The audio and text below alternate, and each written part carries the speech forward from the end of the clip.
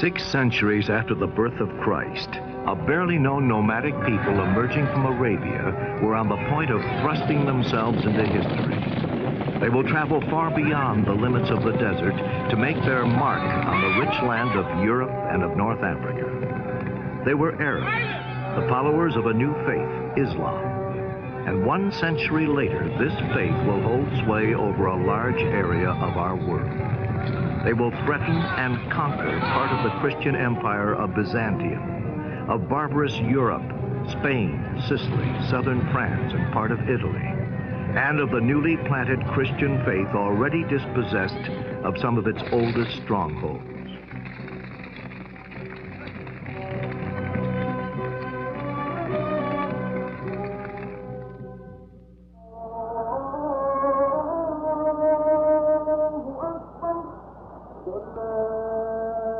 What does it mean to us? What was Islam before our time? What do we know of it today? What is this religion which our Western world, out of fear, pride, or indifference, has most often refused to acknowledge, and which it has for a long time looked at only through the distorting glass of the Crusades? What Islam says today is said by nearly 1 billion human beings who are Muslims. In Arabic, the Muslimun. Those who profess the Islamic faith, they are in the Arabian Peninsula, in Cairo, Egypt, in Damascus, Syria, in Baghdad, Iraq. More in New Delhi, India, in Lahore, Pakistan, in Samarkand, in the Soviet Union, in Kuala Lumpur, Malaysia, in Istanbul, between Europe and Asia, in Sarajevo, in Yugoslavia,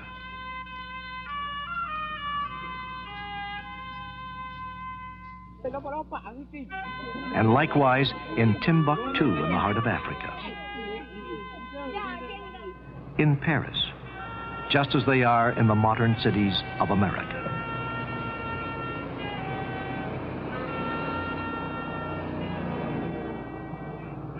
This mosque is in the city of Washington.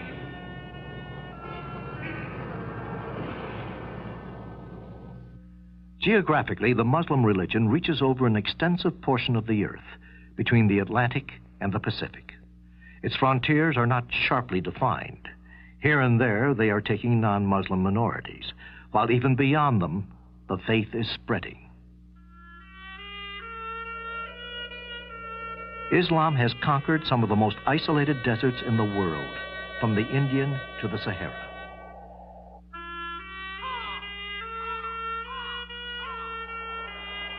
And in contrast, some of the most populous spots on our globe, the valleys of the Nile and the Ganges, and the islands of Indonesia. Muslim civilization extends from the unshaded eastern deserts to the high steppes of Iran, Afghanistan, and Central Asia. Here, Muslims call themselves Kurds, Turkomans, Kyrgyz, or Pathans, some nomadic, some settled, forming a mosaic of peoples and customs, the same varieties all the way from snows to the warm seas of Indonesia, Malaysia, and the southern Philippines. Millions of people living on faraway islands, millions more Muslims. But beyond nationality and the difference of cultures, beyond all division of politics, faith is the strong bond which links together these souls.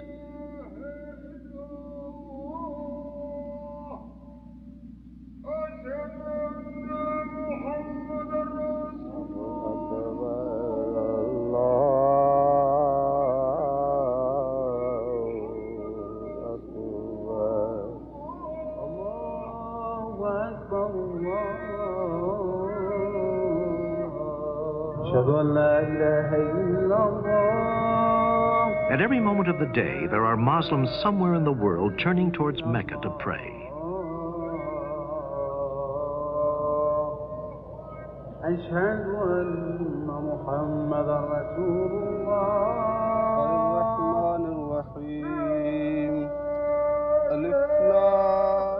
Mecca, the sacred core where pilgrims are to be found every year bearing witness to the spiritual unity, this brotherhood which knows no frontiers. The faith of Islam is gaining new territory. It is spreading in Africa, from Senegal to Somalia, from Mauritania and Chad into Cameroon and southern equatorial of Africa. But it encompasses other contrasts besides those of country, those of manner of life. At one extreme, rural communities with closely guarded traditions. At the other, modern cities.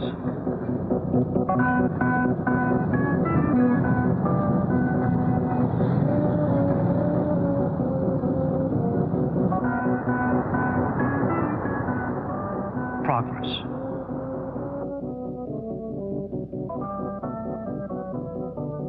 Industry.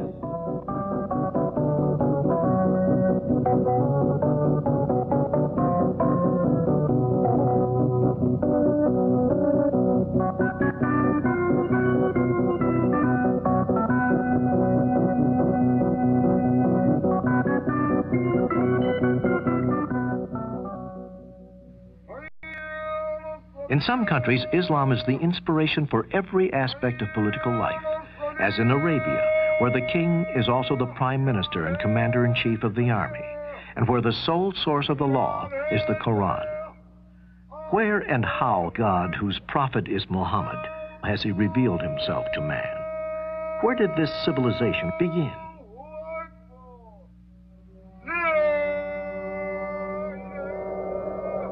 In Arabia, or as its own people call it, the island of Arabia, it is virtually an island. In the past, to travel, a real knowledge of navigation was required. Across the waves of sand and stretches of rock in the north, over the waters of the Red Sea to the west, over the Indian Ocean and the Persian Gulf to the south and to the east. Cut off from Asia and Africa by sea, and from the ancient lands of Persia and the eastern Mediterranean by the desert, this half-continent, 3 times the size of France, shows many faces, but forms in its occupants a sort of common consciousness. On the west, along the Red Sea, rises a frontier of mountains over a mile high. In the south and southwest, chains of yet higher mountains form the more fertile regions of Yemen and Hadramaut, sloping down in the center to the Persian Gulf, a huge desert plateau, a giant tableland.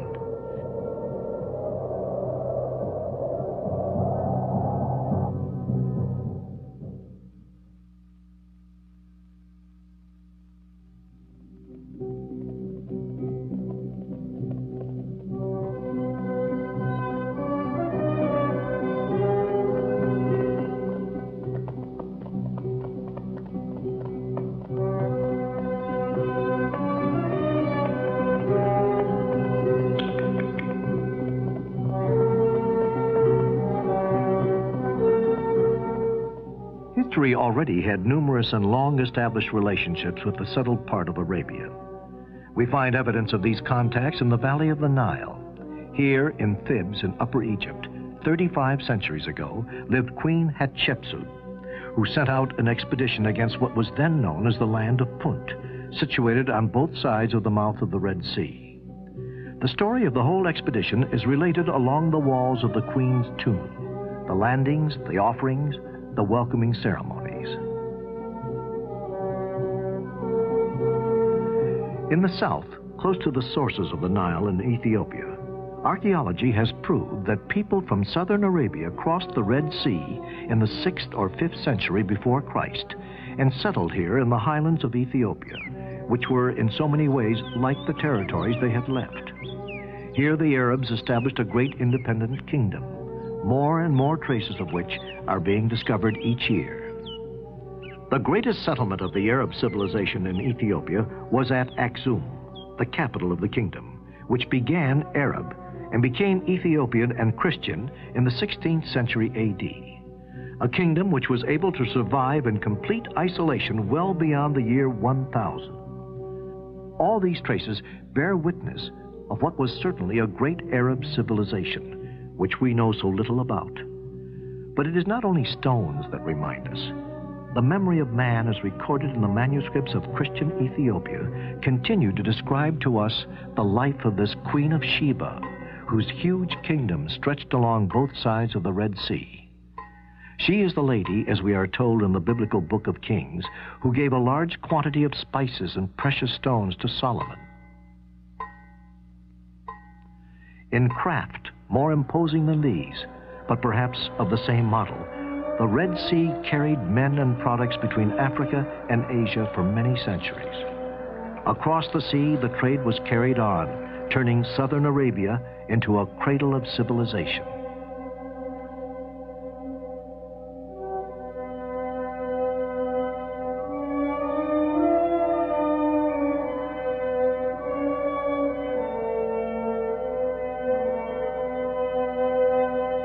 This was the Arabia Felix, the happy Arabia of antiquity, the country of perfumes, incense, and more, an enchanted and fabled land. If this Arabia had sailors and kings, it had more important than all, peasants. By their efforts, the land became rich, irrigated, and fertile. People said that the areas of cultivation were so thick that the horsemen could ride for a month without leaving the shade. The whole agricultural and hydraulic system depended upon a huge dam at Marib, of which not a trace remains.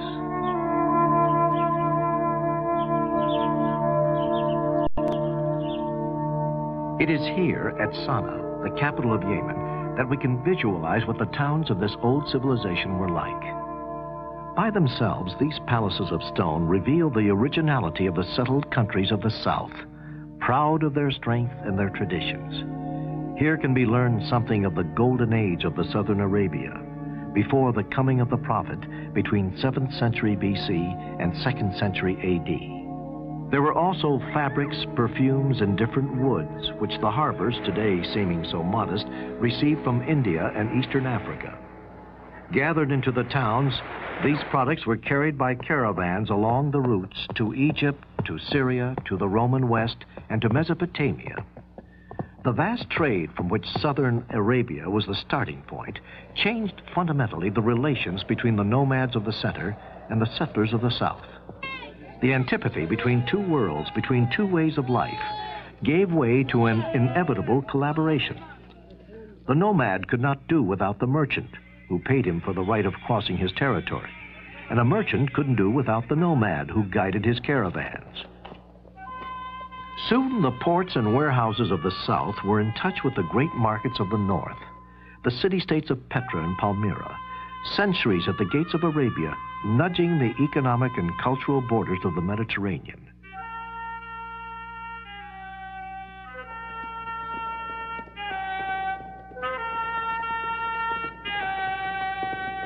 Jordan, a narrow path 12 miles long, and at the end, an enormous half-circle of cliffs. This town, which can only be reached via a single road, this walk town in Petra, this town which Arab tribes called Nabateans, founded in the 5th century before Christ, was influenced by Greek culture, but even if written in Aramaic, the spoken language was Arabic. Generations of Bedouins have stopped here.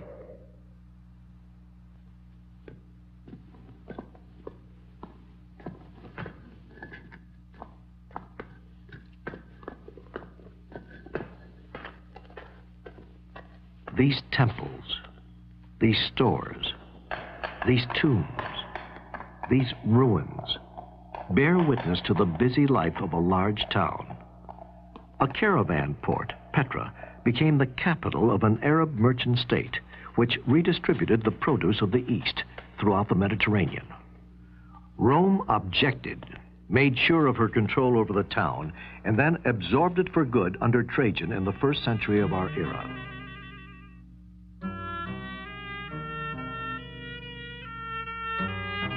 Another great desert port created by Arab nomads turned settlers, Palmyra in Syria.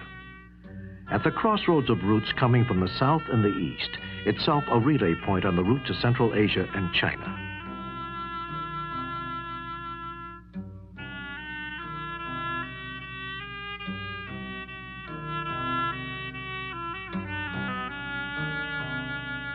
In the time of its splendor, between the 1st and 3rd century A.D., Palmyra, or as it is called here, Tadmur, was governed by a local aristocracy which made it one of the great forces in the eastern Mediterranean.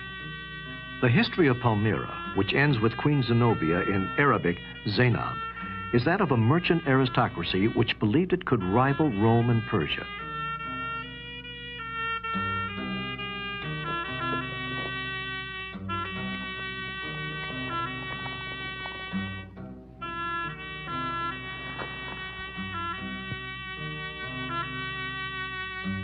In the second half of the 3rd century, Palmyra, which governed all the caravan traffic to Asia Minor, Mesopotamia, Arabia, Egypt, and Western Mediterranean, Palmyra, the proud, rebelled against Rome.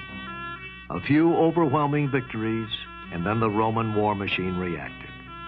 The Emperor Aurelian captured Queen Zenobia and led her away in chains of gold.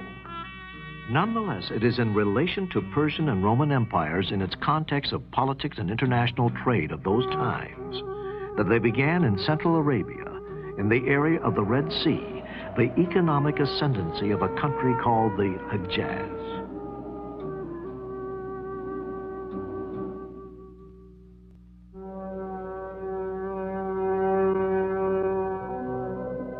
It is in the central regions, in the areas vaster than, say, all France, shaped in large part by mountains, gorgeous cliffs, and craters. It is in this land, formed by the wind and heat with sand, that the Bedouin nomads live exactly as they have done for thousands of years. Amongst them, we are in the heart of a country that seems to have no history but today. The nomad, always on the move, finds his biggest challenge in these mountains. The peaks rise very high, more than a mile in the region of Taiz in southern Arabia. But these same mountains have found favor with the Bedouin tribes, helpful in the defense of their independence. They permit them to hold on to their two means of existence, water and pasture. It has always been as it is today. The water in this desert was to be found at distances which measured by days of travel. From here to the nearest well is 2 days' journey, and sometimes you arrive there and find no water, either for yourself or for your camel.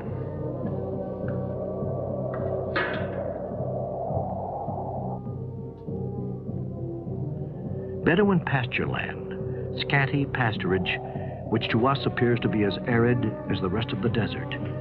And yet, bunches of this dirty plant are enough to banish the hunger of the Bedouins' camels and goats. Whenever the pasture appears, the tents spring up, and thus for centuries little islands of life have arisen out of nothing in the midst of hostile environment. Before the coming of the Prophet, Bedouin society lived just as it does today. The daily life of a Bedouin family, simple, austere, patriarchal, has gone on for centuries in the shade of a tent raised on the top of a bare hill. A few reserves of food which dry in the sun, the milk and cheese of goats, a little rice and flour procured at some oasis now forgotten in exchange of dairy products and some yarn. Here, daily life begins before dawn. By sunrise, the men are already some way off, leaving the old people to light the fire.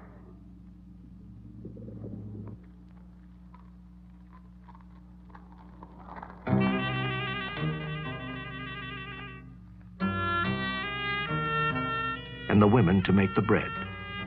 Nomad women have always been less confined and freer than those who live at the oasis in the towns. And above all, they have had their roles as mothers in a society otherwise extremely patriarchal. For the real wealth is the children. From age of 10, children are taught to lead and guard the animals, and they say there is nothing to shape character more than this unending solitude. According to complex social attitudes and moral conventions based on the Moruva, manly honor, this honor means pride in the closeness of the group, respect for the elder and the weak, generosity and forgiveness. A tribe is an association of families who trace their beginnings back to a common ancestor. Hospitality is the chief virtue. The arrival of a guest is the signal for celebration, an opportunity to show one's generosity, no matter what time of day or night.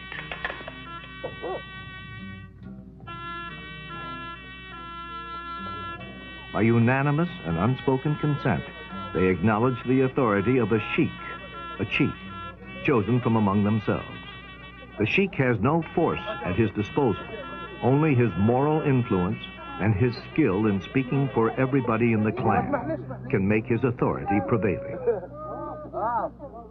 The theme is unchanging through all the joys and struggles and great events of the people. The song exalts the glory of the tribe. This is their greatest sensitivity. Poetry serves to express the vital need of the communal life which we'll meet with throughout Islam. The group alone allows the individual to survive in a hostile environment.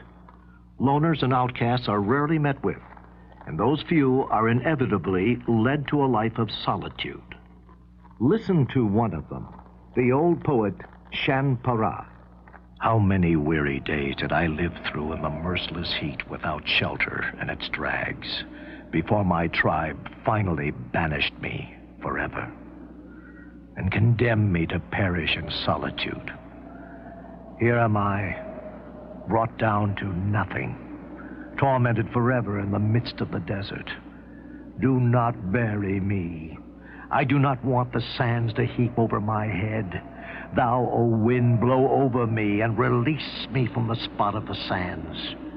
And at last, my head will be covered and my body abandoned in the field of combat. There is another aspect of the desert life. The necessity of survival in those regions where an increased dryness upsets the delicate balance of life and causes a sudden raid. The Gazo, rarely murderous against a rival tribe or against the people settled at the oasis.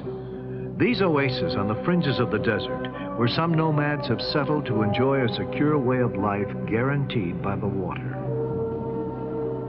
It was in this region in the city of Mecca in 570 AD that a boy was born into the Bani Hashem family of the Quraysh clan. He was named Muhammad, an ordinary child like any other child.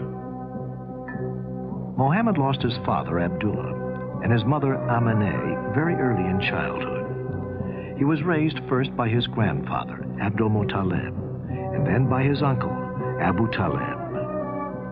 It is believed that Muhammad was sent to a nomadic tribe to be raised according to his clan's tradition in the desert.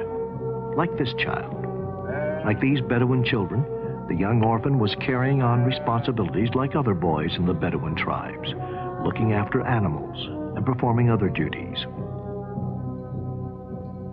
Young Muhammad was looking after the animals on the hillside where two angels appeared in a golden cloud and took hold of him. With secret gestures, they reached to his chest and washed his heart from a golden goblet. This action placed in him the breath of God. Muhammad passed most of his youth here, close to the route which caravans took to carry the goods leaving Mecca for the north. The caravan traders of Mecca controlled the routes to the Mediterranean. It is believed that Muhammad, with his uncle Abu Talib, a merchant, traveled along the caravan routes to the north and to Syria. Through the years, the caravan routes from Mecca led Muhammad out of the limits of the Arabian Peninsula into the Mediterranean, where at that time not only trade was spreading, but also the great ideas were at hand, the ideas of Christianity and monotheism, the startling doctrine of one and only God. Muhammad talked to rabbis, monks, and Christian merchants and learned about Christianity and of Hebrew doctrine and of the final day of judgment. In Mohammed's time, hermits lived in caves throughout the Hejaz. Later on, Muslim tradition would say that these Arab hermits foreshadowed what was to come. They were early followers of monotheism, which would become the true religion.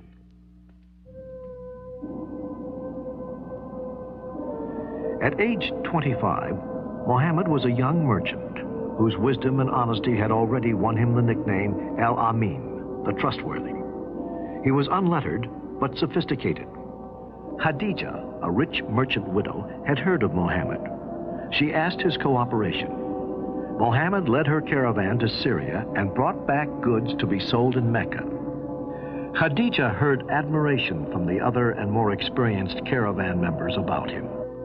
Through a friend, Khadija proposed to marry the young Muhammad. She was 15 years older than he. Khadija became his wife. Thus Muhammad gained an important position. But wealth and business could not satisfy his concern about religions. He seeks a deeper meaning for his society and God, the concept of Allah, the one and only. Muhammad felt the need to find solitude. Often he climbed to a small cave amongst the rocks of Mount Hira, just north of Mecca, fasting and meditating in order to get close to his God.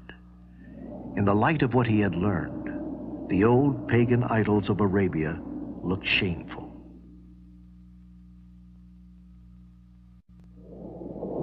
One night, in the middle of the month of Ramadan, the moment of revelation came. The archangel Gabriel appeared to Muhammad, a blinding vision of thunder and light that frightened him to his knees and said to him, "Recite." Muhammad heard the angel as commanding him 3 times, "Recite in the name of Allah, who created man from a clot, who teacheth man that which he knew not." Muhammad quietly replied, "But I do not know how to recite." Muhammad, deeply troubled, in fear and trembling at his destiny, brought himself down out of the mountain. He questioned himself. Would I be the same as one of those clairvoyants who finds lost animals? He returned home bewildered to his wife, who calmed him and was first to believe. Muhammad was to lead his people to the right path.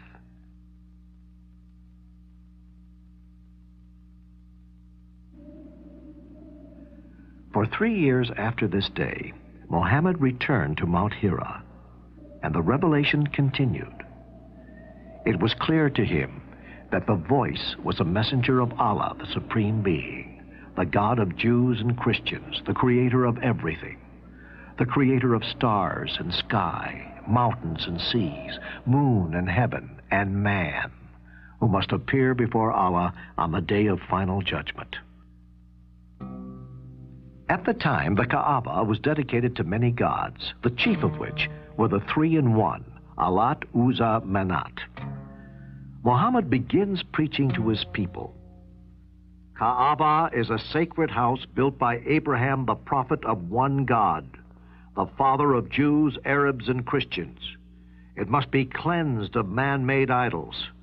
Punishment soon comes to those who have refused to hear the word of Allah. Those of you who worship these idols are pagans. A few close friends of the prophet understood this message. But more important, it went straight to the heart of the poor people, slaves, the laborers, and all the others who were humiliated by the class-conscious merchants of Mecca.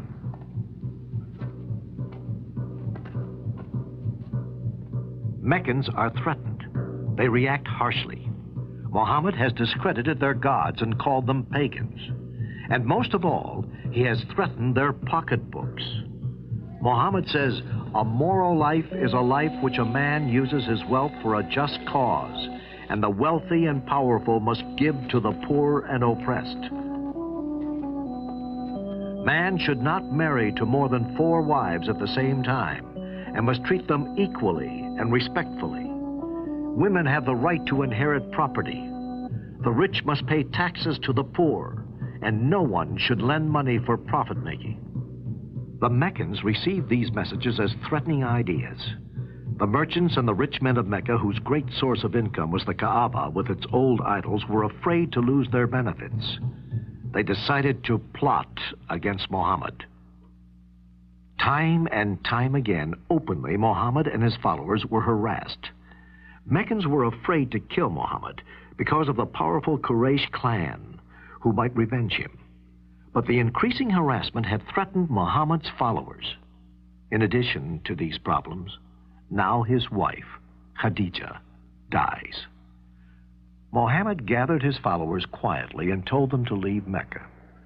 They went and crossed the Red Sea to Abyssinia, where the Quraysh clan had been trading for many years. This was the first Muslim community outside the Arabian Peninsula.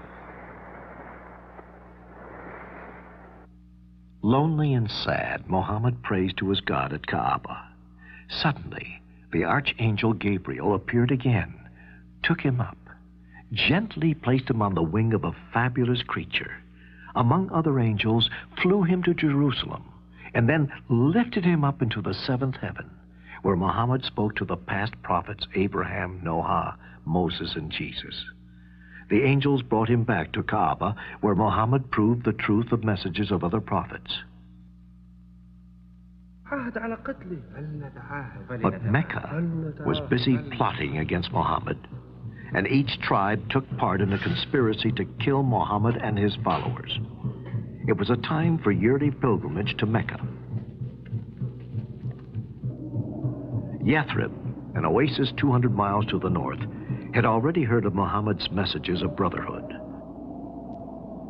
They decided to send a delegation to Mecca as pilgrims, but secretly they must meet with Muhammad and invite him and his followers to their town.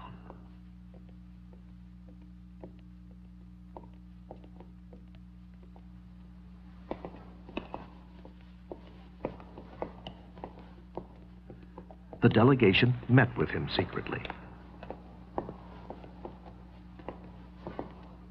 Meccan conspirators became aware of these and set the time for action for the next day. But they were too late. Muhammad and his followers slipped away from Mecca. Under the veil of moonless night, mounting camels, they embarked for the oasis of Yathrib. This immigration, which is called in Arabic Hijra, starts the first year of the Muslim calendar. It took Muhammad and his followers several days to reach the safety of Yathrib. They had traveled fast, avoiding the main caravan route and water wells.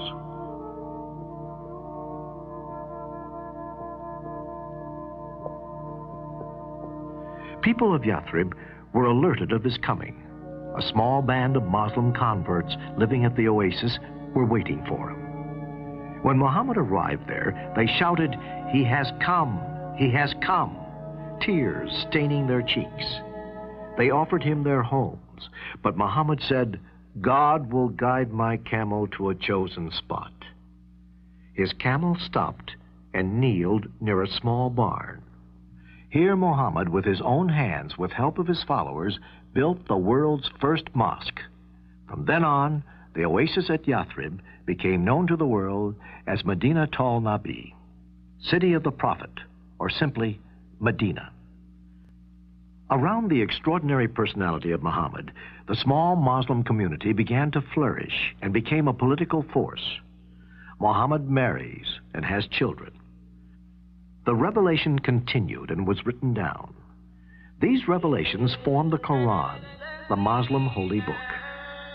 Now the Quran sets the guidelines on the practical matters, such as taxes, trades, marriage, divorce, and military matters, and details how a Muslim should conduct his prayers.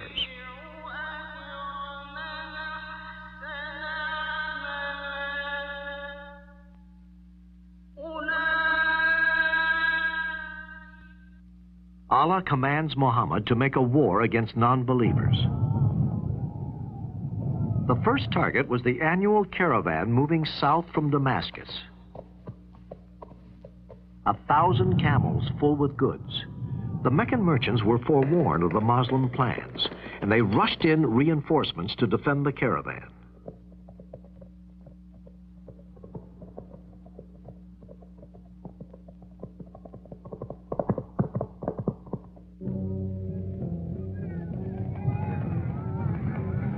At the walls of Badr, near the Red Sea coast, they surprised Muhammad's army of 300. Muhammad shouted, "All who die today will enter paradise."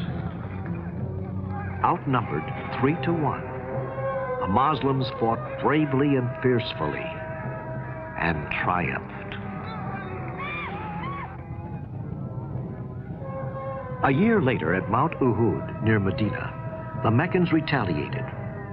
History records 27 raids. Slowly, by treaty and skirmish, Muhammad converted the Bedouin tribes of the surrounding desert, mastering their swords to the cause of Islam. After almost 2 decades, Muhammad the Prophet re-entered his native city, Mecca, now leading an army of 10,000.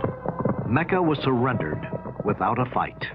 The Prophet walked to the Kaaba, touched the black stone, and made the prescribed 7 circuits. He ordered to smash the idols. He declared a general amnesty, and Meccans swore allegiance to the Prophet of God.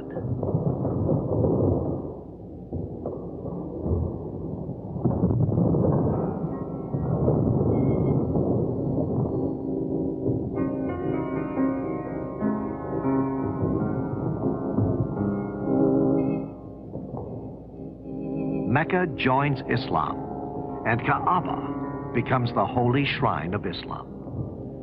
In respecting the Kaaba, Muhammad avoided hurting the feelings of his compatriots of Mecca. The old forms of pilgrimage were kept, but quietly changed. Within 2 years, much of Arabia was united under the banner of Islam. But the Prophet's mission was nearing its end. Back in Medina, he fell ill, weakening in each passing day. And finally, on June 8th, 632, in the arms of his favorite wife, Aisha, Muhammad whispered his last devotions, then peacefully surrendered to Allah's will. Aisha's father, Abu Bakr, gave the news of his death. "Men, may all those who knew Muhammad learn that he is dead.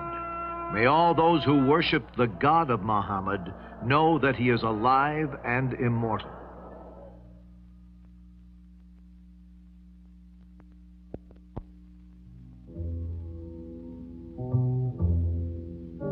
The one and only God is the God of biblical tradition. Muslims believe in God, in what has been revealed in Abraham, in Ishmael, in Isaac, in Jacob, in what was given to Moses and Jesus, in what was given to the prophets on the part of the Lord. Muhammad always said that Abraham, Moses, and Jesus were his predecessors. The Quran is quite clear about Jesus by denying him a divine nature. It is this which divides Islam from Christianity, with their faith in Jesus Christ, the only Son of God, born of the Father at the beginning of the world.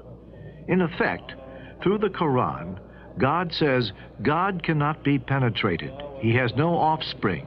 He has no father. None is equal to him. The Muslim community deeply believes that everything that is taking place is the divine will and is best for the community. Destiny, after all, is in the hands of Allah, and every Muslim will be fulfilled of his expectation by God, even if this fulfillment is deferred to the day of judgment. The way Muslims think of themselves and the way they interpret the meaning of life is the fact that human beings are created like everything else in the universe by force, which neither they understand nor control. Men come into existence and pass away not by their own choice and decision, but by an overwhelming power beyond their comprehension. Allahu Akbar,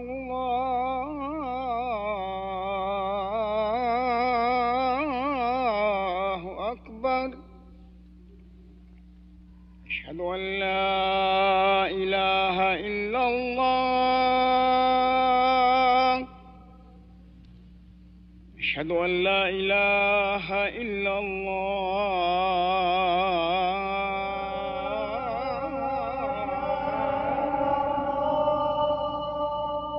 I bear witness that there is no God but Allah, and I bear witness that Muhammad is the servant and apostle of Allah.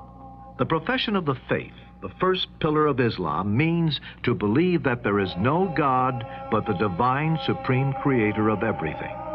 The second pillar is prayer, which holds this community together by means of certain common gestures in their worship and turns men's minds towards their Creator.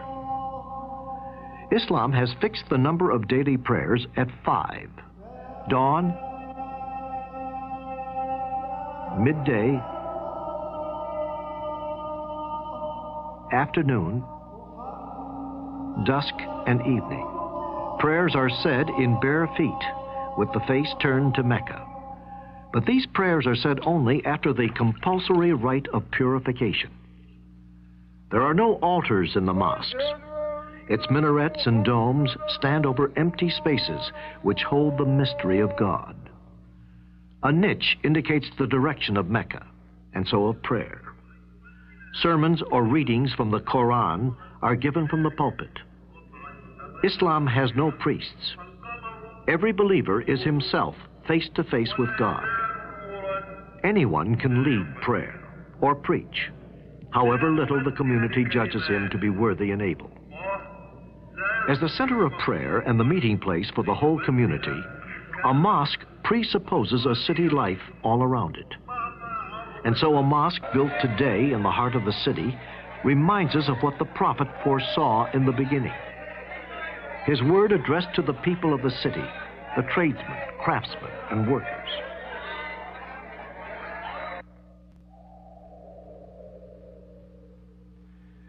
The Bedouins were on the outside of this emerging Islam. The washing, which is called for before prayer, could not take place here, where it is difficult to find water. It was only as an afterthought in the final surahs of the Quran that Islam authorized sand for the ritual of purification. And the nomad's prayer is often solitary, and it was these same Bedouins who assured the early success of Islam.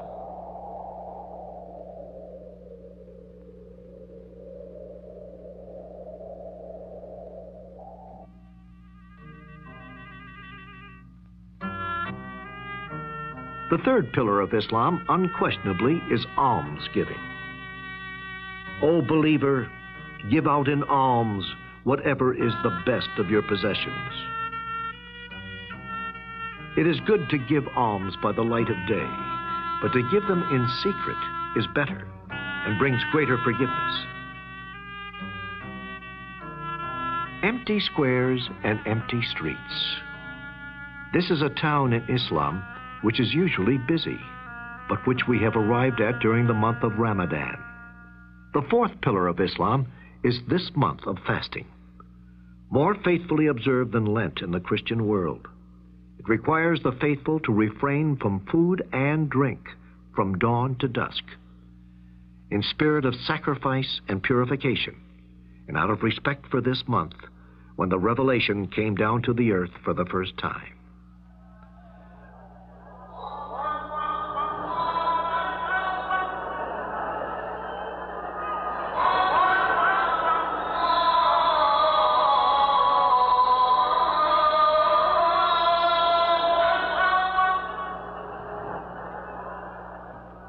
The fifth and last pillar of the faith is pilgrimage to Mecca, the holiest place of Islam. Here, the sense of community reaches its highest points with a really universal dimension.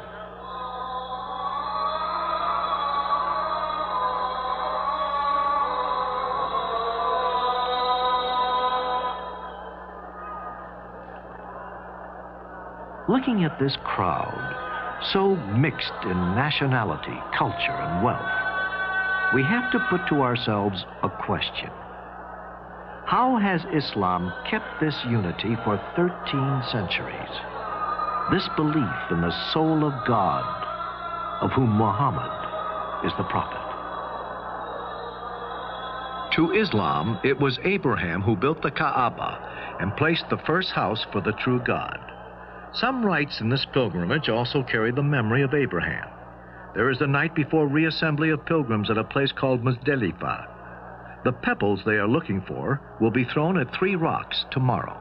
For Islam, these rocks are the one where the devil stood and tried to persuade Abraham from giving his son for sacrifice. And these pebbles represent the ones Abraham threw at the devil to chase him away. Another ritual is connected with this portico, which links to hills called Safa and Marwa. The pagan Arabs made this portico the seat of mysterious natural forces. But these pilgrims we watch following the ritual of walking back and forth 7 times bring back the memory of Agar, the reputed wife of Abraham, looking for water for her son Ishmael. It was at Mecca, on this hill of Arafat, which is now one of the final points in the pilgrimage of the faithful, where Muhammad, already sick, gave his last sermon in the year 632 of the Hijra. Men, listen to my words and weigh them in your hearts. I have fulfilled what was intended for me in this life, and leave you a cause which is clear. You will take pains never to lose it, for it is the book of God and the law of his prophet. Listen to my words. Know that every Muslim is a brother to all the others. A faithful Muslim believes that the law of Islam is the essential of his religion. In Islam, law is more important even than theology. To understand Islam thoroughly, one must understand Islamic law. In Islam, the law of the Quran is virtually as important as the Quran itself. The religious law sets guidelines and governs the life of every believer. Violation of the Islamic laws is not only considered a commitment of a crime, but also is considered to be a sin. Quran sets the guidelines even in practical matters, such as trades, taxes, marriage, divorce, and military matters. In trading, for example, Quran forbids taking interest and prohibits any speculative transaction, any transaction that results in unjustified profit-making of one party. If a profit were made, it should be given to the needy. This doctrine is driven from a Quranic phrase, God will abolish interest and cause charity to increase. In the case of exchanging goods without using money, Quran sets 2 principles. First, the 2 goods to be exchanged must be equal in weight or quantity.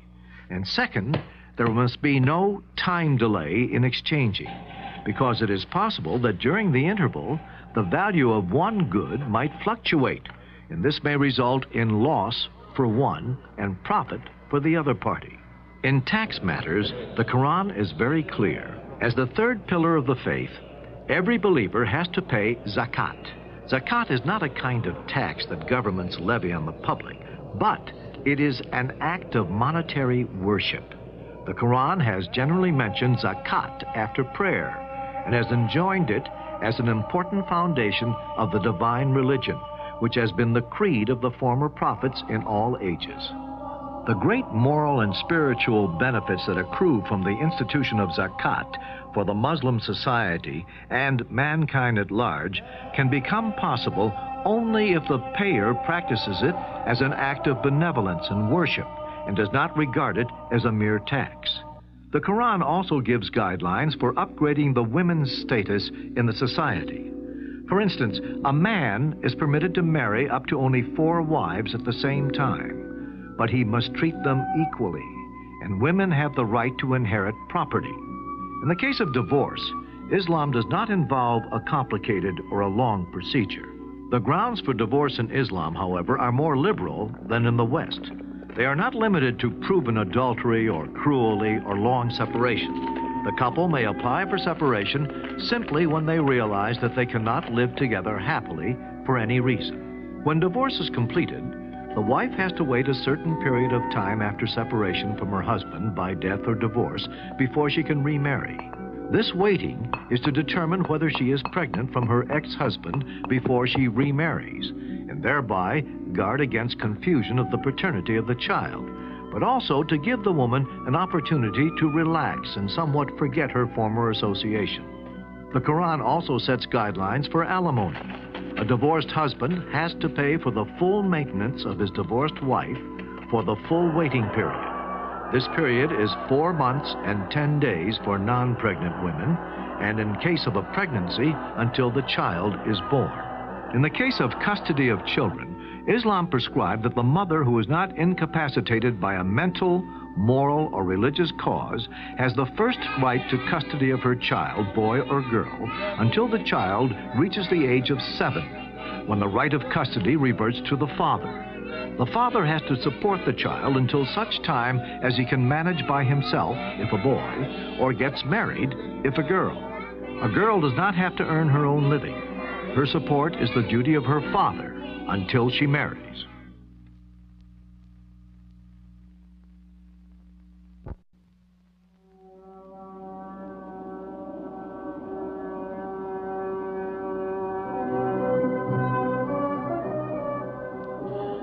On the death of Muhammad in 632, although a significant part of Arabia had already been converted by the message of Quran, the Muslim community was still very fragile and easily upset by the rivalries between the nomadic Bedouins and the people who had settled at the oases and towns. There was also a quarrel between the inhabitants of Mecca, the guardians of the Kaaba, and the people of Medina, who were proud of being the first to embrace Islam as a thorough religion. At the heart of the family itself, amongst the first companions of the Prophet, ambitions were beginning to show themselves. There was a problem of a temporal spiritual succession to the Prophet. The word Caliph means successor in Arabic. Was the Caliph just a substitute chosen by the community as the most worthy and authorized only to defend and to apply the thought revealed by the Prophet? Or, on the contrary, was the Quranic message much more, an inspiration continuously renewed through descendants of the Prophet, whose successor was to be not only the leader of the community, but also the source of religious law? These two divergent attitudes of the young Islam would make themselves felt throughout its history. And yet, in spite of these antagonisms, in fact, by going beyond, the Muslims set off on a spiritual and temporal conquest of the old civilizations. Do not yield yourselves out to the infidels. Struggle against them, drawing strength from the Quran. Fight the agents of Satan. His traps are truly weak. The word of God made the inhabitants of Arabia forget their squabbles and transformed them into historical figures. The reasons for the overwhelming victories of young Islam are partially beyond our knowledge. How did the Arabs come to break out of their desert at a single stroke and abandon the life they knew as merchants, caravan followers, and shepherds? There was a sudden explosion of energy, reaching further and further in successive waves, and a conversion of the conquered country was measured by the enthusiasm of the warriors and genius of the leaders. If 20 bold men are to be found among you, they are worth 200. If you have 100, they will be worth 1,000 unbelievers. Facing the attack of a handful of ill-equipped nomads, the two great empires of Byzantium and Sassanid Persia revealed themselves as impotent. The first 4 caliphs, successors of the Prophet, were Abu Bakr, father-in-law and companion of the Prophet, who died from an illness 2 years later, then Omar, followed by Uthman, and last of all, Ali, son-in-law of the Prophet. These 3 were all murdered in dramatic circumstances. But it was in this atmosphere of tension over a period of 25 years that the Muslims became masters of the whole Arabic Peninsula, capturing from Byzantium, Syria, Palestine, Egypt, installing themselves in Tripoli, landing on Cyprus, and after numerous battles, conquering the whole of Persia, advancing toward India and Central Asia. All this in 25 years.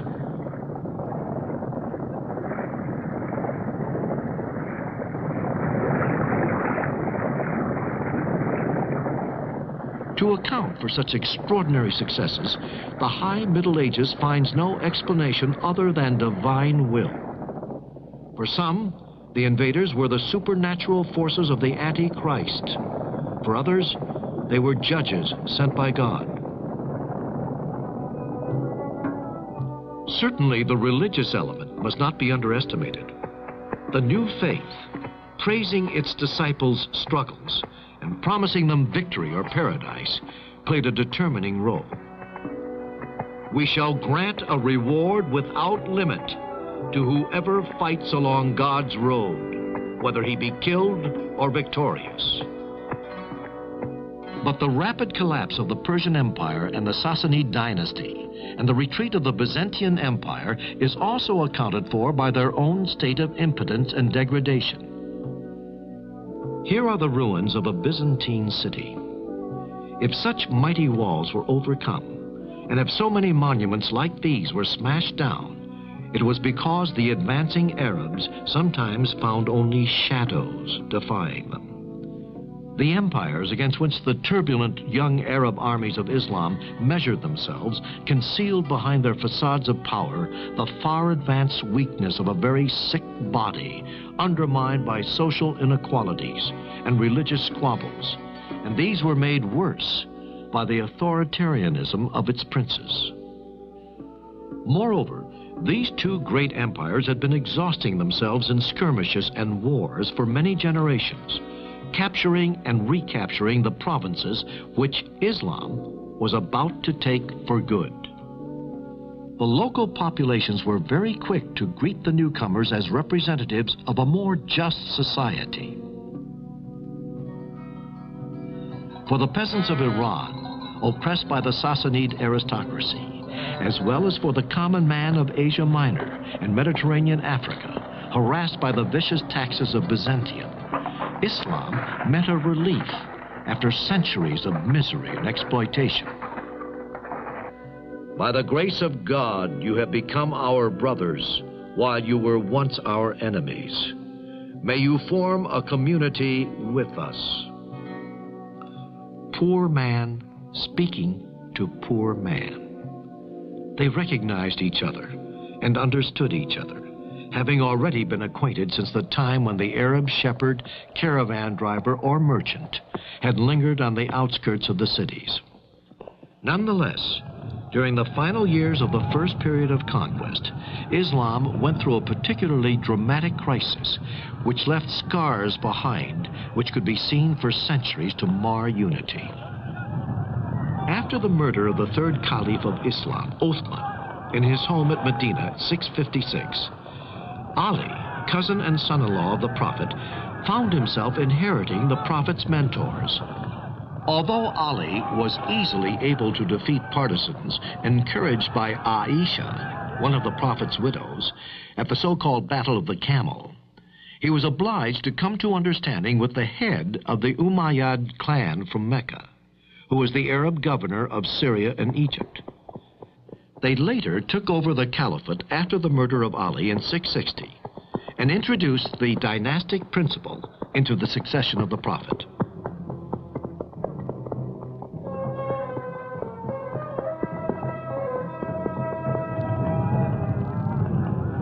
The Umayyad dynasty was to govern the destiny of Islam for nearly 100 years. During its predominance, the conquest would be continued towards the west after desperate battles against the barbarous tribes of the Maghreb. The Arabs reached the Atlantic Ocean and experienced perhaps the same torments and desire as the conqueror Uqba ibn Nafi. When he arrived there, after galloping across Libya, he urged his horse into the waves and cried, "My God, I call upon you to witness that if there were a way through here, I would also cross this sea."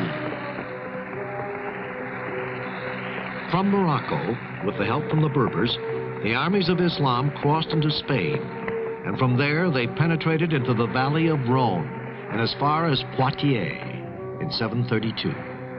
In the east, the armies crossed the Hindus, and in the north, got beyond Samarkand. These conquests marked the end of the first period of impetuous expansion. From then onwards, Islam set about the organization of the conquered territory. The Umayyad caliphs moved the political capital from Medina in Arabia to Damascus in Syria, and came to a decisive stage in the meeting of Arabia and Islam with the old cultures of Mediterranean. For the first time, two words extending from the mouth of the Hindus to Spain found themselves united under the same authority, fused in the same economic community, dedicated to the same culture.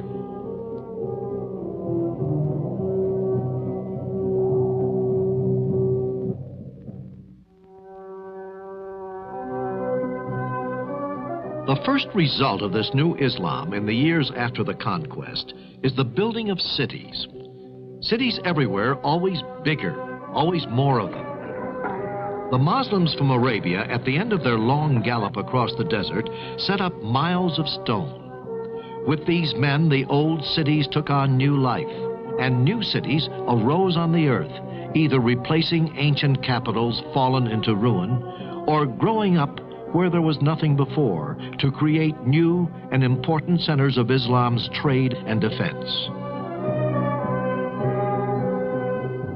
Damascus, Kufa, Basra, and Fustat, core of future Cairo. In the west, Kairouan, the first town to be followed by others. Fez, Tunis, Baghdad. They are either old cities which have come to life, or new cities bursting with trade and politics and people's lives. It was in this climate of the Middle Ages that Islam reached its zenith. Baghdad, the capital of the Abbasid caliphs, flourished in a sort of feverish pomp. When today we think back to it, we can see that this was the high summer of Islam. The Abbasids, like the Umayyads they dethroned, were Arabs of the original stock descended from Abbas, an uncle of the Prophet. Baghdad on the Tigris, and not far from the ruins of Babylon, is today a modern city. Only its name and a few ruins remind us of its past history. The splendor of the Abbasids was on show with varying fortunes for 5 centuries, from 750 to 1258. The Abbasid period was characterized by intense activity in all branches of learning and of art. Baghdad, which had become the capital of world culture, gathered the best scholars, philosophers, and poets from the East, with the encouragement of the great caliphs. We have all heard of Harun al-Rashid, the prince of the 1,001 Nights. But there was also al-Ma'mun, who lived at the time of the zenith of this culture and science. And the whole Muslim world was united. Abbasid science is Arab because it is written in Arabic, and because the Arabs, in creating Islam and the empire, were wise enough to promote a renewed interest in the science of the ancient world.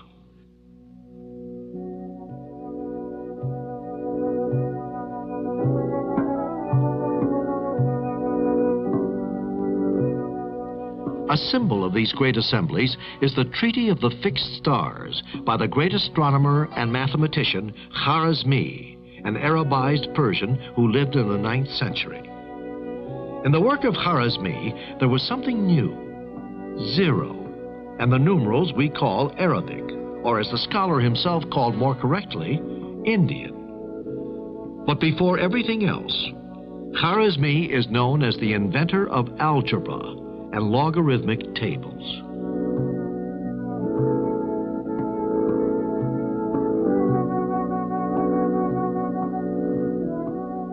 Maps of the heavens stand opposite those of the earth. They are drawn up to show the trade routes and to point out the way to provincial officials who are returning to their posts.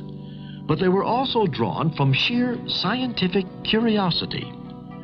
Muslim geographers determined the length and the degree on our globe and took pains to correct Ptolemy's map. Here is a map of the Mediterranean with Italy and Sicily, drawn by Idrisi, a geographer of the 12th century. The south is at the top, and it is only by turning it upside down that we can discover the features we are familiar with today. This is the University of Kuwait, Above the entrance are the words from the Quran. O Lord, may our knowledge increase.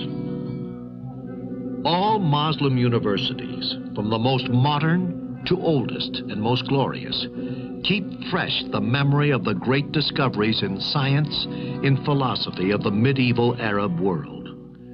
Not one student or teacher can forget that glorious moment in the Muslim history, when to be a Muslim meant to belong to the most advanced scientific, cultural, and technological society known to man. The West was able to profit best from the scientific discoveries of the Arab scholars. They were discoveries which revolutionized every aspect of science, from optics to chemistry, from mathematics to medicine and mechanics. So they were practical discoveries, also needed for the correct solution for technological problems. The Muslim world, for example, was a past master in manufacture of the complicated clocks and of gears of all sorts moved by the force of water or wind. Indeed, the windmills, which you can still see in the Mediterranean basin, from Spain all the way to Greece and Turkey, have probably come down to us from the high plateaus of Iran or of Tibet by way of the Muslims. From Spain and Sicily, Arab thought, either theoretical or practical, soon won over a Europe which was very far from reaching a similar level of culture. At Salerno in southern Italy, or at Montpellier with its joyously preserved manuscripts, Arabic medicine established for centuries its domination over an astounded old world. This was the school of medicine which flourished under the famous Avicenna. Avicenna was the first man who was able to hit upon the difficult synthesis between Quran theology and the philosophy of the ancient classical world. This was in the 11th century. He elaborated the most important philosophical system of the time, which became known in the Western world too. Admiration for Aristotle and other Greek philosophers stopped where the Word of God began. This Word of God was written in the Quran, and was to be interpreted sometimes in the liberal sense, but more often in a broad and indirect sense. It must be added that such philosophy needs an intellectual elite, which is able to interpret its own beliefs liberally and stand up to the opposition of theologians and bigots. Toleration was general. Official condemnations were rare.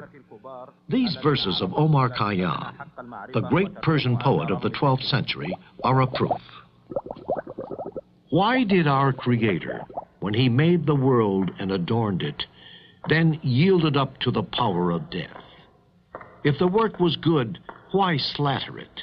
And if not good, whose the fault? The girdle which bounds our mortal world does not whisper where it begins, or how is its ending.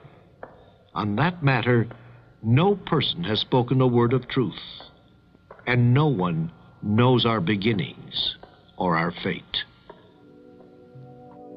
These ideas, which would have led directly to the stake in Europe, arose from the ancient cultures, reawakened and invigorated by Islam. Islam did not only produce universal scholars like Avicenna or Al-Biruni, it contributed greatly to the flowering of Muslim figurative art, architecture, decoration, and painting.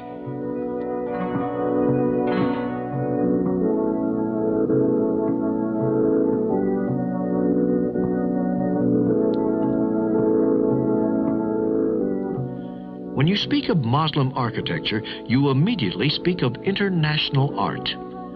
This architecture arose in the same way from Islam's meeting with the old civilizations which surround her, most of all, Persia and Byzantium. The Arabs found a way to assimilate this new world, which was emerging as the result of new needs of the faith and community life. And they made of it something until then unknown. The greatest invention of Muslim architecture was the mosque, the aesthetic value of which is based on three essential elements: courtyard, dome, and minaret. The relationship between the vertical minaret, the horizontal body of the mosque, and spherical dome suggested different and original interpretations of the Muslim artists, depending on the places and times they lived in.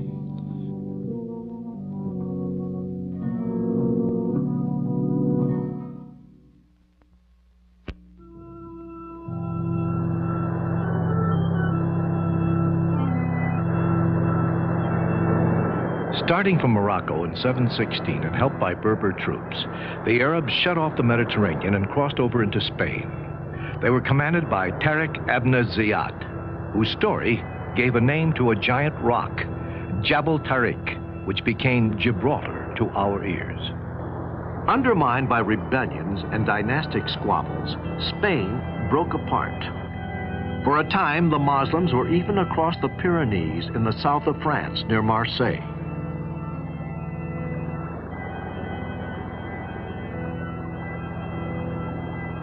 These old deserted mills along the river are known as Saracen mills. The Arabs did not just make a few raids, they came to stay. Come face to face with the invaders, the barbarous Europe of the Lombards and the Franks seemed for a long time incapable of any reaction, petrified for fear of seeing Christianity disappear beneath the forces of the Antichrist. The Spain which we are looking at here, with all signs of Christianity deeply integrated into everyday life, was nonetheless shaped by Islam for 8 centuries.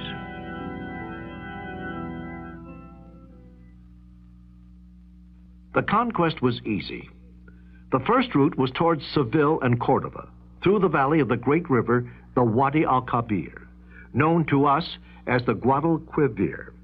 Better than any other monument, the mosque at Cordova, which is now a cathedral, speaks of the Arabs in Spain and of their lasting influence. Over the years, the courtyards, facades, and rooms have undergone many changes.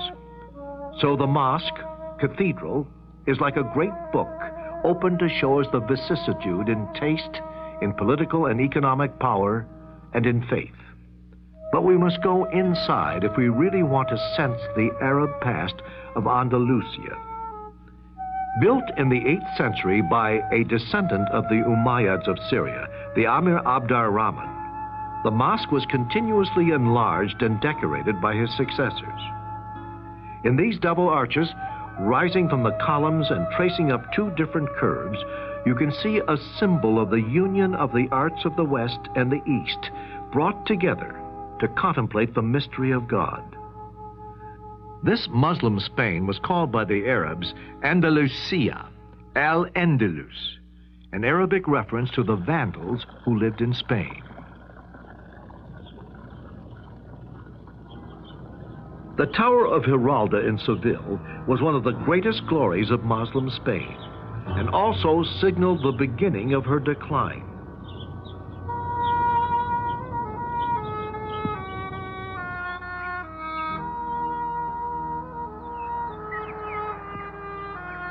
It may or may not commemorate the victory over the Christians in 1195, but there is no doubt that Giralda reminds us of buildings in Morocco, like the Hassan Tower in Rabat or the minarets at Marrakesh.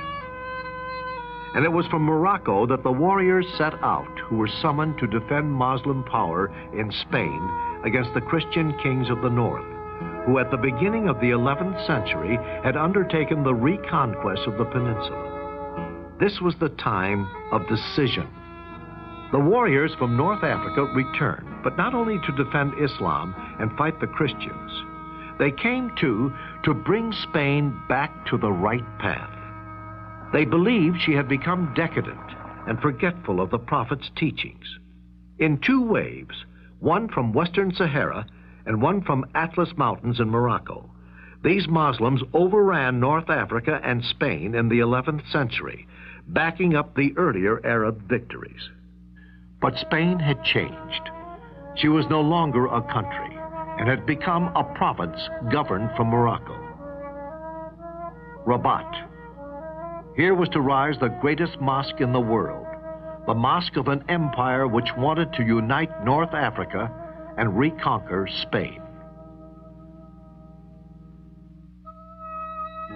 The culture of Arab Spain had reached a very high level.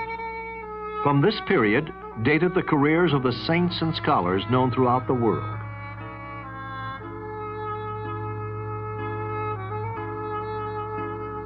This valley, called Las Navas de Tolota, saw the beginning of the ruin of Moslem Spain. Cordova was to fall in 1236, Valencia in 1238, Seville in 1248, Murcia in 1269. 5 centuries after Islam's assault on Spain, the story was reaching its conclusion. Granada, an interval during the catastrophe. For 2 centuries more, the town and the little kingdom of which it was the capital would maintain an Arab island on Spanish soil, a retreat protected by its high walls and its mountains. But its culture shone up to all the world. Granada inherited all the arts of old Andalusia. Watching over the town, both a symbol and a memory, is the Palace of Alhambra. Here, the architecture is more than delicate. It is as fragile as the encircled kingdom, as melancholy as things close to death. But Spain was not the only one along the Mediterranean coast to become acquainted with Islam. The decision was made in Tunisia at the beginning of the 9th century to invade Sicily, while she was still recovering from the Byzantine Empire.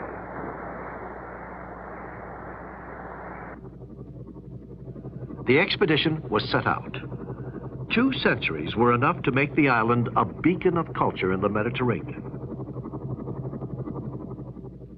Palermo, the capital of the island, and one of the greatest cities of the Arab world, seems to the eyes of the surprised visitors to be hidden beneath her palms and orange trees, while her palaces and mosques towered over them.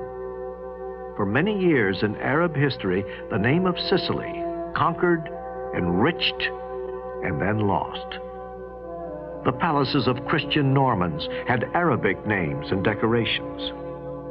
These rich homes, retreats, cloisters, and churches all indicate the attraction of the Eastern arts for the conquerors. Here, Norman culture flourished and took over the best of the Arab tradition: language, design, institutions, poetry, court ceremonial, and the art of living. Facing Islam in Spain and Sicily was the Christian West, a West which accepted Muslim culture but remained closed to any significant contact. In this time of chivalry in the High Middle Ages, the idea of the Crusades for the freeing of the Holy Land was born. Pope Urban II declared the Holy War against Islam, and the goal was the invasion of Jerusalem. The First Crusade was in 1095. The Abbasid Caliph of Baghdad and their rivals, the Fatimids of Cairo, opposed only weakly the advance of the Crusaders, or as they were known in the East, the Franks. The Crusaders besieged Jerusalem, took it, and celebrated their victory with an appalling bloodbath. In these places, which represented power and fear, the Christian knights lived for 2 centuries. Frankish castles in Lebanon, Palestine, Syria, Tripoli, Said, and so many more erected on the plain or on the river bank. In 1396, the largest Christian army of 100,000 men were defeated by the Ottoman Turks. Although a disaster for the West, the Crusades had at least one merit. They dismissed all preconceived notions about Saracens and introduced them as men of flesh and blood, and showed their preoccupation, like their enemies in the West, with problems of politics, trade, and daily life. In spite of all these conflicts recorded in history, wherever Islam set foot, their treatment of other religions and faith showed great toleration. Each faith was free to follow its own belief. Only an annual payment of tax was set to be made by non-Muslims to the mosque. After the Turks were converted to Islam, they took from the Arab hands the torch of conquest against the infidels. To the dynasty of the Osmanlis, whom we call Ottomans, fell the glory of making Turkey into a world power. Allowing Byzantium to die in isolation, the Turkish sultans turned their attention to overcoming Eastern Europe. Let us travel up the Danube, like the Guadalquivir in Spain. This river, but on a much bigger scale, traces the path of the conquerors: Romania, Bulgaria, Serbia, Hungary. The countries fell, and their cities: Belgrade, Budapest. Here is a reminder of these years of occupation. These macabre skulled towers built at the expense of the Serbian rebels. At last, in 1529, Suleiman the Magnificent lay in wait outside Vienna. But Vienna resisted, just as she would resist Sultan Mehmet IV in 1683, to mark forever the limit of Ottoman expansion into Europe. But before this, in 1453, Byzantium, the Rome of the East, the Rome of Orthodox Christianity, had fallen.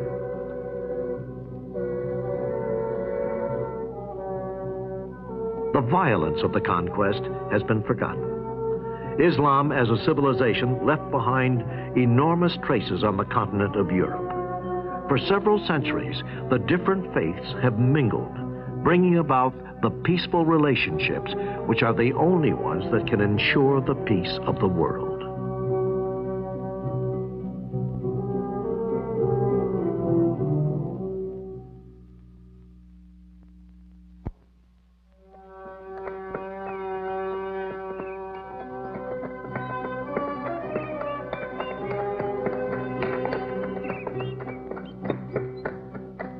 From here, the Muslims, bearers of the word of the Prophet, made themselves known in successive raids along the valley of the Hindus, and then throughout all India. These were bold excursions, the results of which came to be of more and more importance for the future of India. On the high plateau of Afghanistan, which is battered by the winds, they built triumphal towers. Nothing, or almost nothing, remains of the glory of Ghazna, the town from which, round about the year 1000, the real Muslim conquest of India began. Ghazna today is scarcely more than a big market town for trade and agriculture in a sparse countryside a mile above sea level. Who would imagine that these streets and bazaars had known their hours of glory and high culture? In these years, when northern India was regularly pillaged, Ghazna was the meeting place of poets, artists, and philosophers arriving from all corners of the Muslim world. At Ghazna, every year when spring returns, the people partake in a game of strength and skill, where the ferocious spirit of the Turco-Iranian cavalry, which once swept out across India, seems to revive.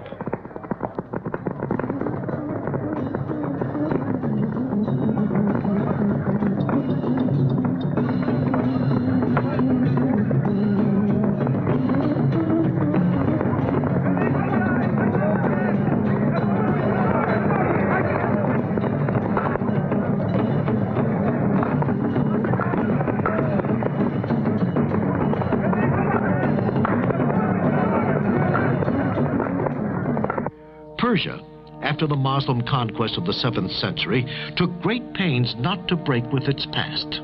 On the contrary, she jealously guarded it, enriched it, and absorbed it into Muslim civilization. Soon she would be able to win over the courts of the Turkish countries and northern India to her culture.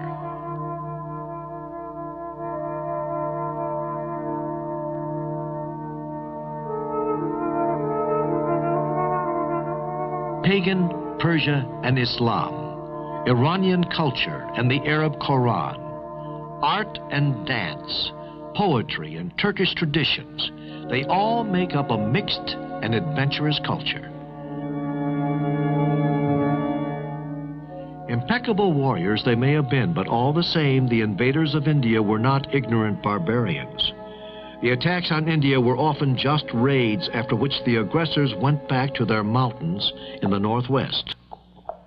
The special story of Islam confronting India was going to be for centuries one of a mutual attempt to convert each other. The first conquerors sleep now at Fatah in Pakistan, side by side with their distant successors, the Mongols.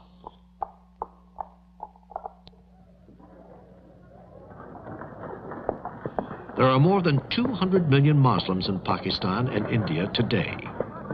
Hindus were converted to Islam in great numbers because they were fascinated by the message of the new faith, which offered them an ideal based on the concept of absolute unity of God.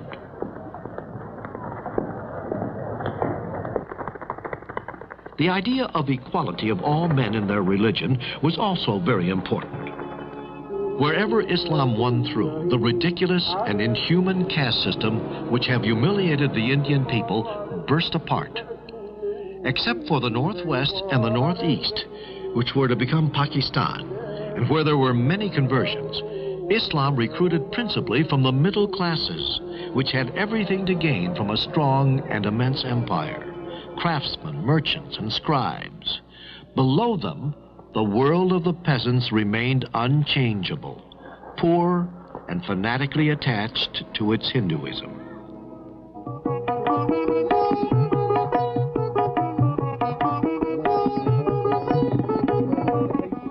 At the highest level of society, Islam attracted the warrior aristocracy, including the sovereign. At Lahore, at Delhi, everywhere the mosques bring together extraordinary diversified Islam. Persians, Turks, Afghans, Indians from the south, from Bihar, from Bengal, from Deccan. Everywhere in the northern plains and in the heart of the continent, luxury and art took form in stone, and the great names rushed to our minds. Hyderabad, where the Nizam ruled, the richest man of the world. The story of relationship between the two communities, Hindu and Muslim, is extremely complex and comes right down to the present-day split between India and Pakistan. Once the shock of the conquest was over, the Hindus converted to Islam did not feel themselves so far away from their compatriots who had remained Hindus, for they kept their culture and family traditions. So they became a very useful core which could understand and help both outlooks. This is Ajmer, a sacred place of Muslim India, where the pilgrims come to visit the tomb of Chishti, one of those missionaries who did so much for the spreading of Islam among the Indian masses. The enormous influence of these missionaries and the quiet impact they made on millions of people played perhaps a more important part than the military conquest which conventional history so often stresses.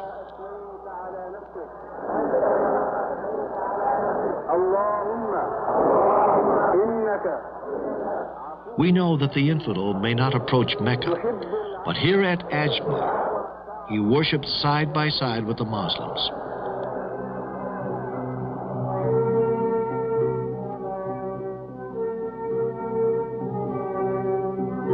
The starting points of the trade routes to the Far East were the coasts of Malabar and further to the west, southern Arabia, the Red Sea, and the Persian Gulf. Islam's ships followed the monsoon routes and looked very like the ones in use today. From such dockyards as these, the brave sailors had sailed as agents of a far-reaching trade and as missionaries of their faith. Their memories embody forever in the Sinbad of the 1001 Nights. The roots of this trade and its gospel talk may be summed up like this. From Aden and Muscat, which were ports on the Red Sea and the Persian Gulf, to the coast of India in Gujarat, Malabar, and Coromandel. Then down towards Ceylon and the Malacca Peninsula.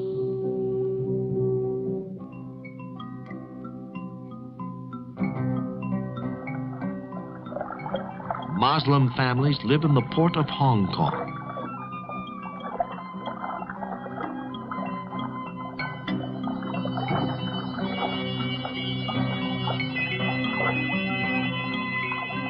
There are perhaps 20 million Muslims in China.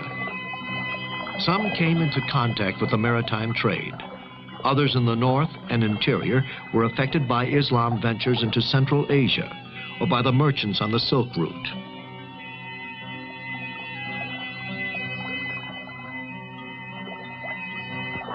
The island of Mindanao in the Philippines. On the edge of the forest is a little mosque made out of wood and stone, very much worshipped.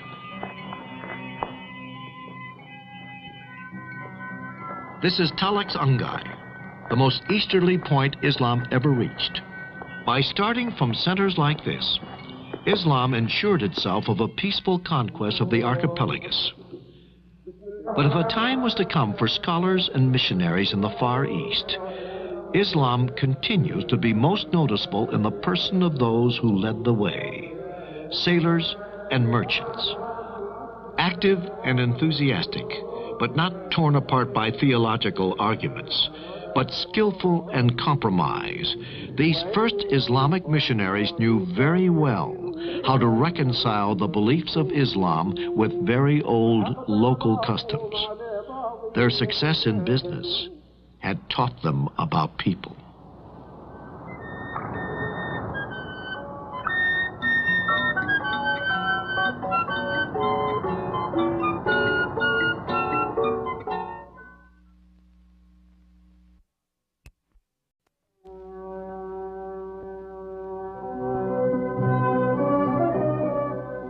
From one end of the world to the other and across many centuries, we have been watching history of Islam with its many mentalities and customs.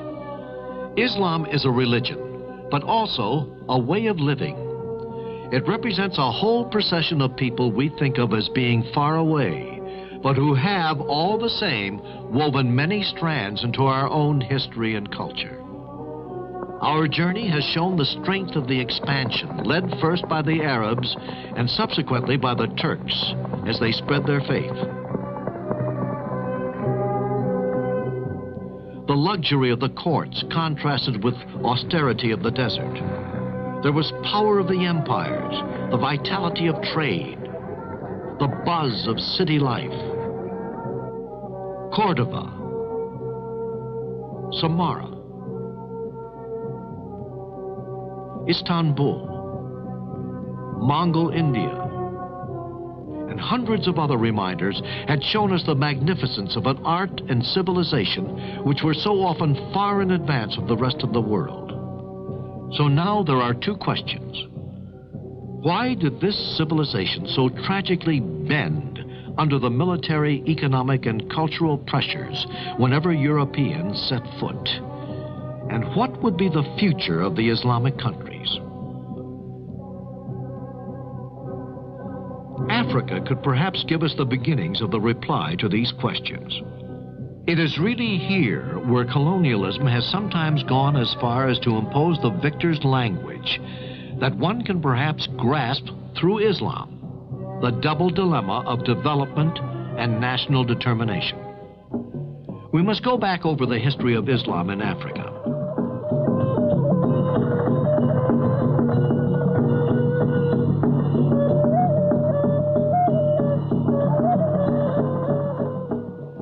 Aside from the north of Africa, the great route of Muslim penetration was in the east, where Islam is doing no more than continuing a story which has been going on for a long time along the Indian Ocean and towards the Upper Nile. Much later on, and much more difficult because of the desert and its nomads, the entry into West Africa began really only after the year of 1000 AD. Immediately, the Arabs came into contact with the great kingdoms of medieval Africa, Christian Ethiopia and Nubia, and with other pagan kingdoms to the west.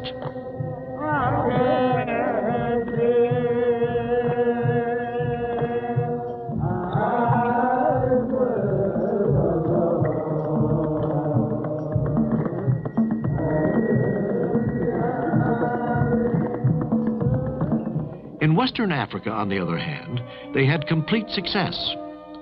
In 1706, against the capital of Ghana, then came the turn of a new empire to the east of Ghana, much more open to the influences of Islam, the Empire of Mali.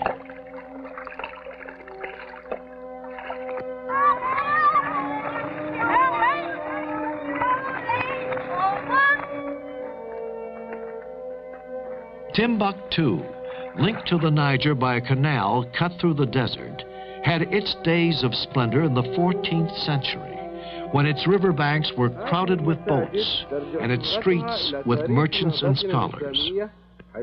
These mosques are famous in the history of our Muslim civilization. This one was the University of Sangori, a place of study and worship of God. Here, famous teachers from Spain, Syria, and Morocco were active, and the libraries here were so rich in material that the city was called the capital of Muslim thought and culture. But today, nothing remains of the grandeur of Timbuktu. The history of Africa, which is so often misunderstood by Europeans, also had its humanism, which under different circumstances might have enriched the culture of our world. But it happened that when there was contact between paganism and Islam, the relationships were primarily forced ones. First between African slaves and the Christian or Islamic world, and then between colonized Africa, either pagan or Muslim, and the occupying European powers. The slave trade, carried out for 5 centuries by both the European and Islamic countries, deprived the black continent of millions, of tens of millions of human beings. And as scarcely had that trade come to an end when the era of imperialism began against both the African and Islamic countries. Britain, France, Spain, Italy, Portugal, and Germany were convinced that through their activities, the history of Africa and Islam was no more than a chapter in the greater history of Europe.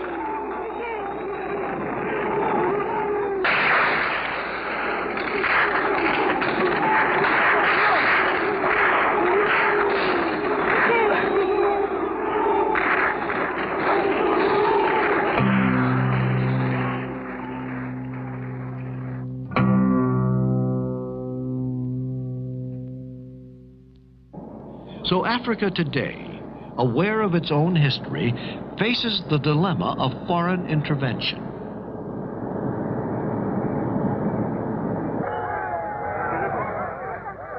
Islam, once the conqueror and exploiter, is now involved against colonialism.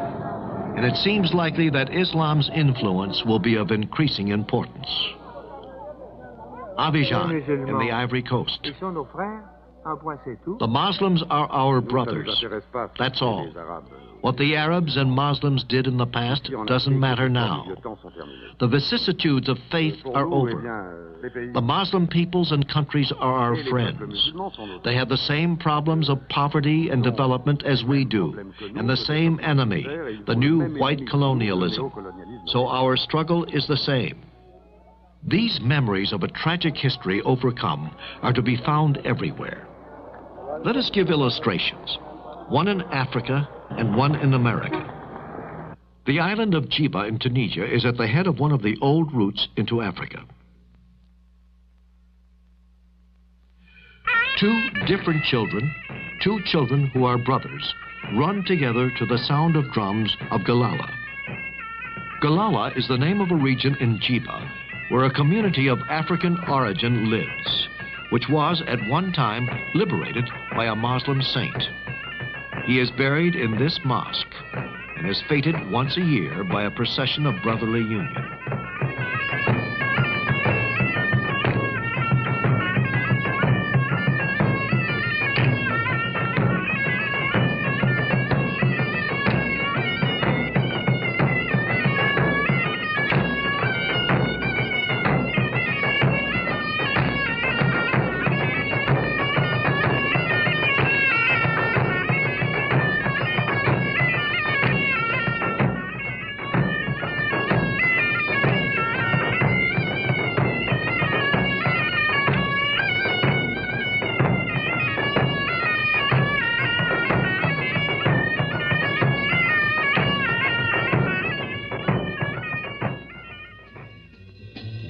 In America, a sect of black Muslims have been created of the descendants of former slaves. The center of the movement is in Chicago.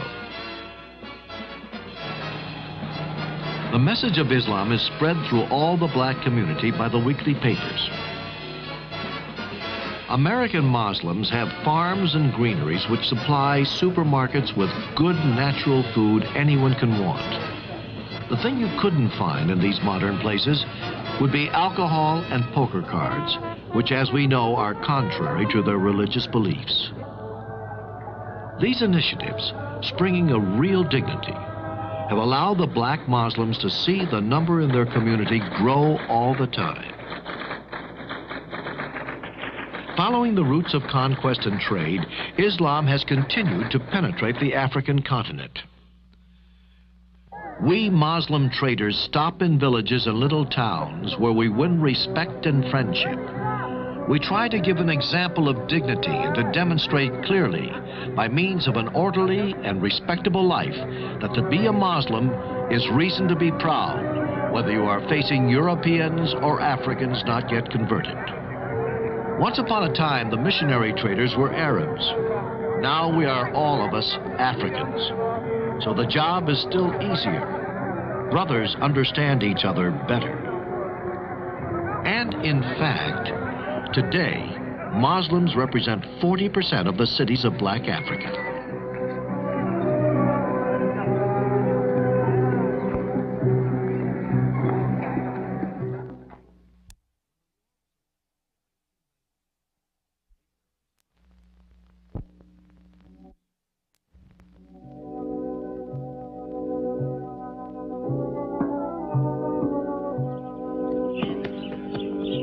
Is Islam keeping pace with the adjustments necessary with the needs of modern society? All the third world is asking this question. When talking like this about Islam, we have to reply by bearing in mind both the cause of the decline of the great Muslim empires and the reasons for the renewal of Muslim societies today. The crisis began towards the end of the Middle Ages. The rhythm of city life was slowing down. The unity of the Muslim world was breaking apart year by year, and Europe was showing more and more venturous policy of trade, first in the Mediterranean and then in the Indian Ocean. At the beginning of this century, Islam, for the most part, found itself in the state of subjection.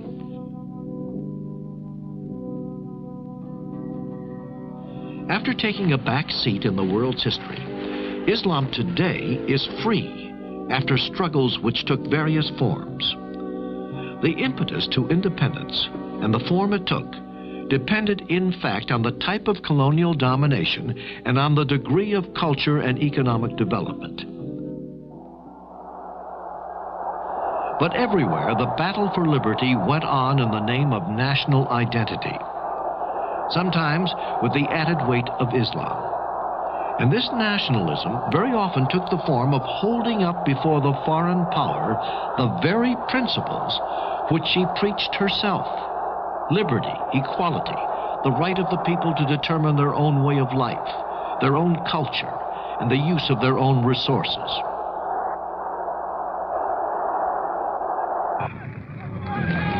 In 1916, the Amir Hussein and his son Faisal rebelled against the Turks in Hejaz, where Muhammad was born. As their ally, they had the enigmatic figure of an Englishman, T.E. Lawrence. When the war was over in 1919, the Arabs found themselves disappointed in their hopes. France and Britain divided up the remains of the Ottoman Empire. Then the people themselves, so long prepared and ready for their liberty, took over from the princes. The Second World War set the movement going. Lebanon and Syria were free in 1946, Libya in 1950. Iraq and Egypt, which had had independence at least on paper, achieved it finally after the war. In 1956, Tunisia, Morocco, and the Sudan became independent. In 1962, Algeria was at last quite free after 8 years of war. Islam has played varying roles in the formation of these new states. Sometimes considered as the symbol of the out-of-date past, perhaps, but more often providing the banner for reform, or even for rebellion.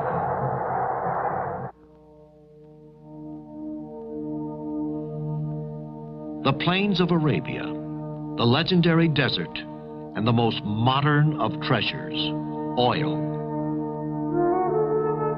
Kuwait, Bahrain, Saudi Arabia, but also Iraq, Iran, Libya, Algeria. These countries alone provide 60% of the world's oil. This fantastic and sudden wealth bursting through in countries with a very traditional society has completely upset the way of life which has remained unchanged for centuries. These walls were the city limits of Kuwait, our city, a typical small Arab town, then center of a modest caravan trade until the Second World War. This was the gate into the city. Beyond here is the Kuwait of today. Walls and gates have been preserved to remind us of the past. But today, new buildings, squares, and streets surround these remains on all sides. If our ancestors return, they would think they were dreaming. But the spirit of the old world hasn't disappeared with the same speed of the alleyways and bazaars have. The souls of men need more time to change than is required to change things. The ancient Bedouin mentality, with its values and its patriarchal sense about human relationships, has left marked traces right on the heart of the cities. And the fabulous palaces are perhaps only a new framework for rebuilding structures inherited from the past. This falling in with the needs of the 20th century, or its myth, perhaps is clear. And it's on this territory that Islam has to win its next struggle. Labor, factories, timetables, work shared, new relationships between men arise from this modern life and its battles, and it develops a new awareness of their destiny. While looking at these scenes of progress, roads under construction, airports, bridges, universities, and harbors, the question has to be asked: what will the future of Islam be? Let us take a look at one of the Muslim countries, the Kingdom of Saudi Arabia, where Islam began. New schools, colleges, and universities teach the young Muslim generation modern techniques within the frame of Islamic principles.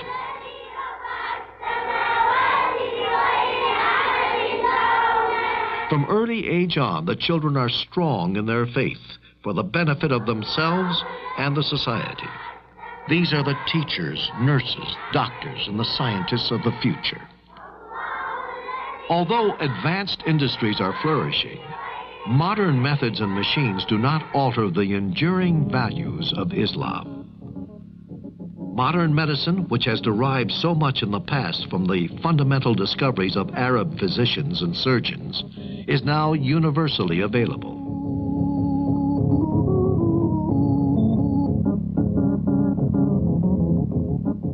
The desert is turning green and bearing fruit through modern systems of irrigation and artificial fertilizers.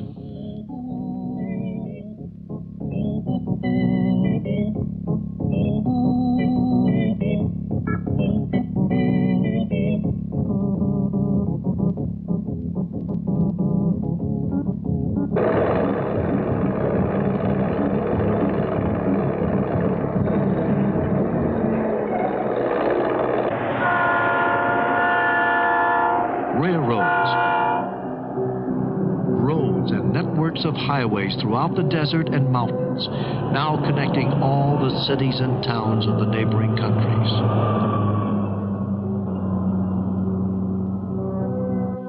Telecommunication has come a long way since the 20s. Now Muslim countries are linked by radio, telegraph, telex, telephone, and television.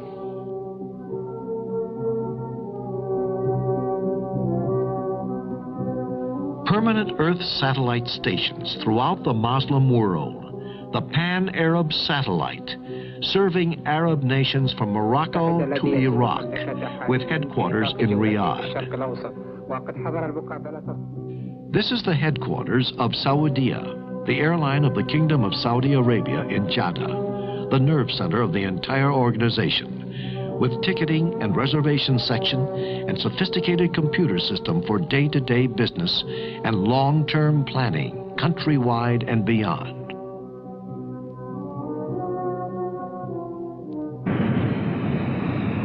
Now the airlines are covering the world: America, Europe, Far East, and Africa.